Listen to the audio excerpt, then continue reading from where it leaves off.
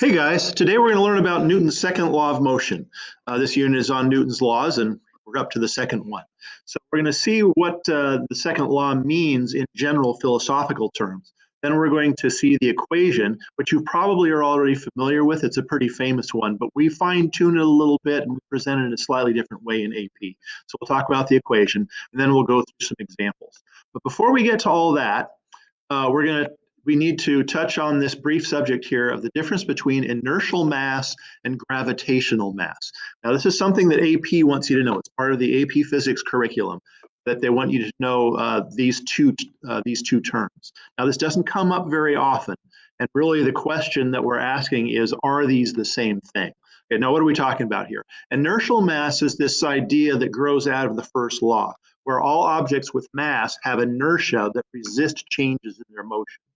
And when you push on something with a direct force, like an object with inertia comes in contact with another object and there's a force applied, then the mass responds according to that force. So we're determining the mass then basically based on a force. Now, gravitational mass is the idea that masses also interact with gravitational fields.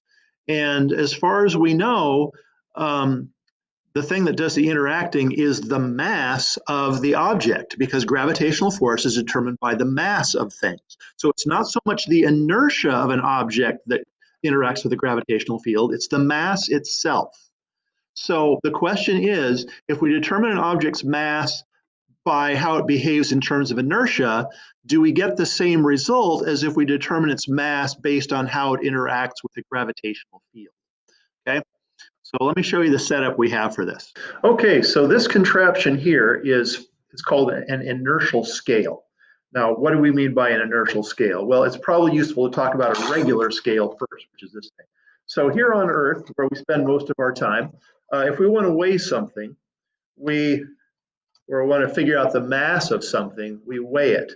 So we hang the mass off the end of a spring, and then the weight of that object stretches the spring, and then we put a little dial on it, and we can read the weight of this thing. So this is a 200-gram object, and it weighs roughly 2 newtons. There it is, 2 newtons, roughly. But what if we go to the space station, and we want to weigh something on the space station? This thing doesn't work so well, because on the space station, everything is in free fall, the scale and the mass itself, so it doesn't work. If we just put it there, it's just going to float away because everything is in free fall.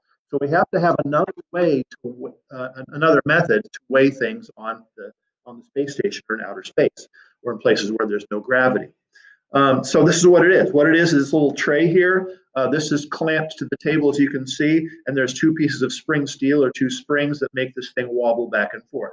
That's kind of cool. It's kind of synchronizing with it. Anyway, we'll work it. So since there's nothing in it, it goes back and forth really fast. But what happens if we put some mass in this thing?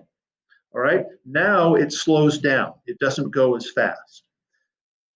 If we put in an additional ones, it goes even slower. And if we put in a third one, it goes even slower than that.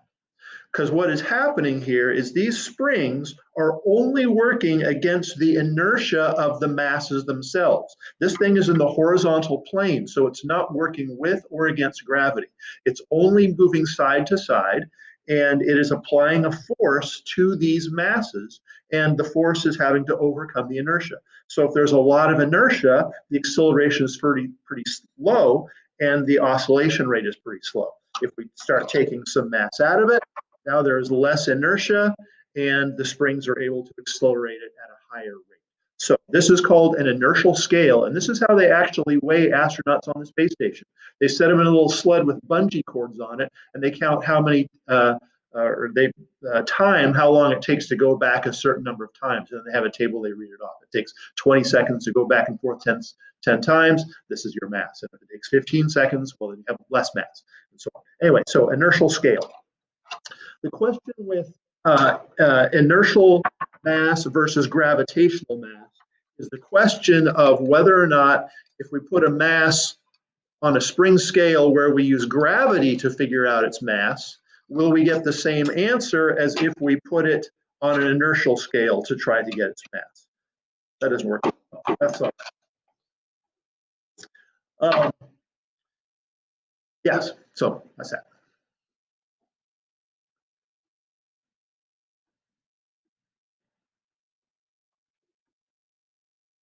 Okay, so what you've seen here is two different ways to determine mass and how the inertial scale works.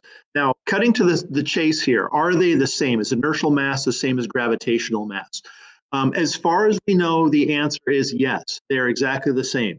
Every experiment that people have been able to come up with shows that the mass of an object, when you measure its inertia, gives you the same result as if you measure an object's mass by its interaction with the gravitational field. So the answer is, as far as we know, they're the same. But you have to be able to distinguish between those two and understand what they mean if it comes up on an AP exam, if they talk about the inertial mass of something or the gravitational mass of something. That's pretty much all we're going to do with this topic, but we do need to get. Anyway, back to the second law. Let's start off here with this. I said last time that if you asked Newton what he did for a living, he would say that he was a natural philosopher, meaning that he thought in broad generalities about how the universe worked and interacted with itself. And the second law starts on an entirely philosophic basis.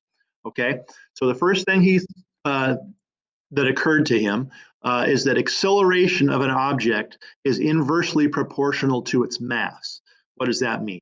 It means that if you have two objects, a large massive object and a small less massive object, and you apply the same force to both of those, you're going to get a high acceleration for the small mass and a low acceleration for the big mass. Again, assuming you have the same force applying to both. So in broad terms, we can say that A, acceleration is inversely proportional to mass. The little squiggly equal sign in my brain at least means is related to or is proportional to. So acceleration is inversely proportional to mass. Now, as for force, he's realized that in broad general terms, acceleration is directly proportional to force. So if you take the same object, like a bowling ball, and you push on it a little bit, it will accelerate it. But if you apply a greater force, it's going to accelerate more. So as force gets bigger, acceleration gets bigger. They are directly related to one another. With the inverse relationship between acceleration and mass, as mass gets bigger, acceleration gets smaller because 1 divided by a big number is a very small number, and 1 divided by a small number is a big number.